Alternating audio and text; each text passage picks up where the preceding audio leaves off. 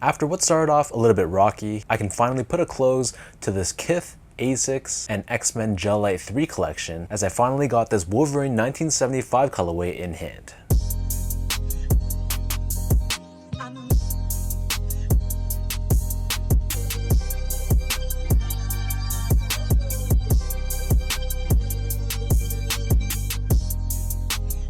What's up everybody, it's Sean here, and in today's video, I'm going to give you guys my final review from this pack as I reviewed the Gel-Lyte 3 in the super rare Wolverine 1975 colorway.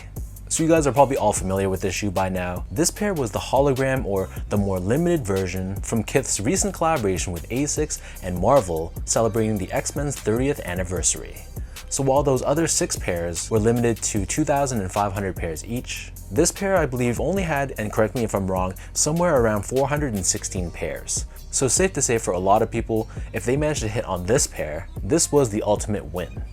So same thing as just like the other pairs I reviewed, these released back in July for a price of $195 US or $265 here in Canada. And if you watch my epic unboxing where I unboxed 3 identical 1980 Wolverine pairs, this one in comparison is the 1975 version. And I know Wolverine was actually created back in 1974, but a year later, that's when he adopted his more classic blue and yellow suit with the proper looking face mask as opposed to the more primal looking mask that he had back in 74.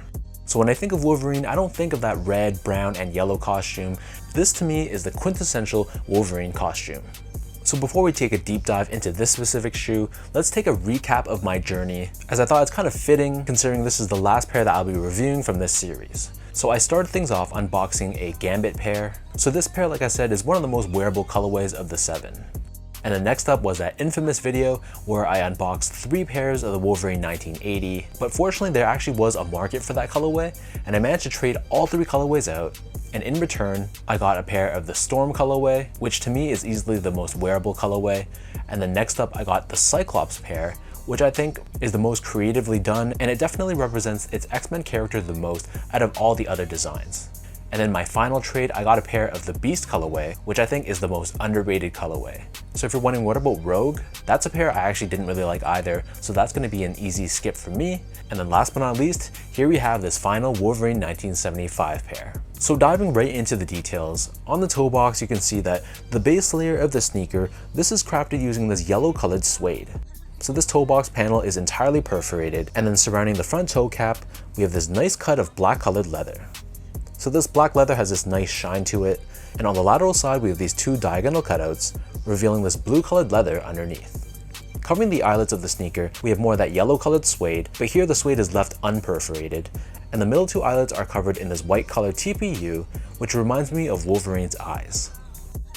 Beneath this, on the mid panel, we have more of that perforated yellow suede, and then stitched on top of this, we have the Asics stripes. This is constructed out of a blue colored leather, and you can see this blue leather extends towards the back end of the shoe as well.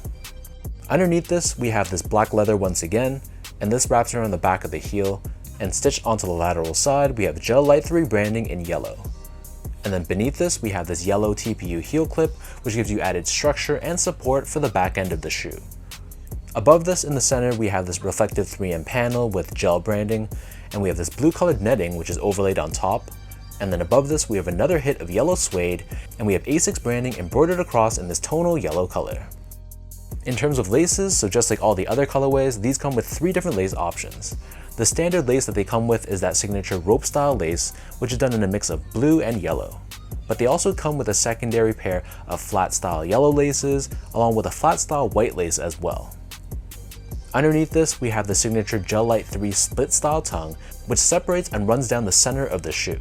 The tongue here is covered in this yellow colored nylon material, and just like the other colorways, we have Ronnie Fogg's last name embroidered on the lateral side of the right foot, along with X-Men branding embroidered on the lateral side of the left foot.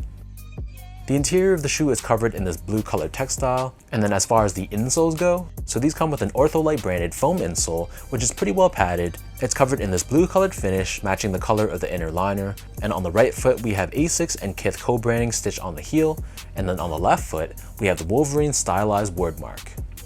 Underneath the insoles, so these Gel-Lyte 3s are actually board lasted, which was a nice added touch. And then as far as the midsole goes, so the upper of the shoe sits atop this full-length EVA foam midsole, which is painted in white on the forefoot and the heel, and a bit of this off-white or sail color in the middle. Encased within the EVA foam, we have Asics gel technology underneath the heel, which helps with impact protection and shock absorption. And then turning the shoe over to the bottom, this is your typical Gel-Lyte 3 outsole, and in this case, it's all constructed out of a black colored rubber.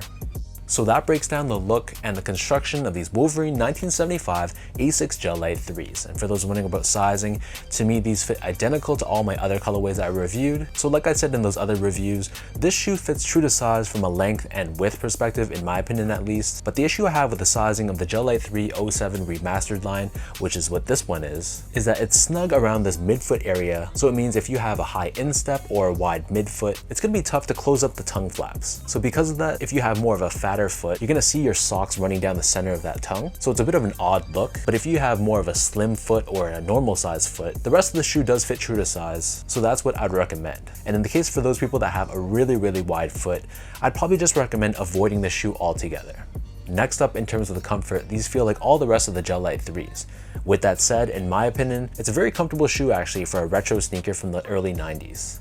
There's something about this EVA foam that Asics uses. It feels a bit softer, a bit more plush compared to some of the other major brands. So right from the moment I step in these straight out of the box, it has a soft pillowy feel to it, but because there is a gel unit underneath the heel, it gives you a little bit of that impact protection and bounce back. But generally speaking, this shoe is a bit more on the softer side. So if you're someone that prefers more of a firm and supportive setup, then the Gel-Lyte 3 probably won't be the best silhouette for you. Finally, in terms of the quality and the craftsmanship on this pair, so first off, material quality, just like the other colorways, were top notch. The suedes had this super soft buttery feel to it, the leathers felt like a nice thick cut of leather, and everything utilized to build this shoe and put it together, it felt like genuine elevated quality materials that were a step above the general release Gel-Lyte 3s. And in terms of the build and the craftsmanship, same thing.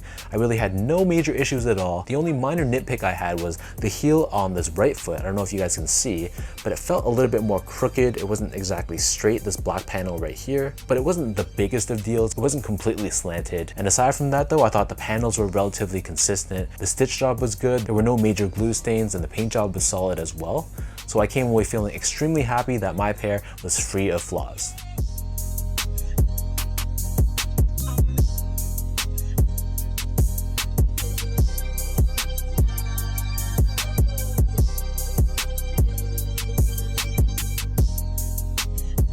So with all that out of the way now, let me toss these on feet. I'll lace them up for you and I'll show you guys how these look.